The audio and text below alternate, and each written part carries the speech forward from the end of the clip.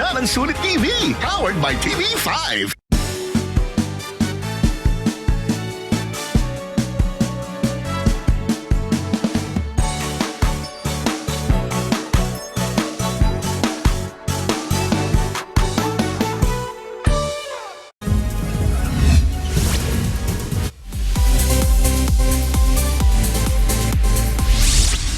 Nag-viral ang American content creator na si iShowSpeed nang akalain niyang karne ng pusa ang laman ng tinikman niyang siopaw.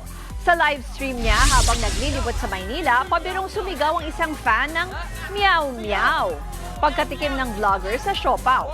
Nag-alangan si iShowSpeed sa kanyang nginunguya at muntik itong idura. Tiniyak naman ibang mga tao doon na hindi karne ng pusa ang laman ng siopaw, pero tila nawalan na siya ng ganang kumain at tuluyan ng umalis. Bukod sa siopaw, tinikman din niya ang sikat na fried chicken ng isang fast food restaurant. Namit din niya ang kanyang paboritong boxer na si Manny Pacquiao. Sinubukan niya pang makipagsabayan sa suntukan pero agad napatumba ng pambansang kamao.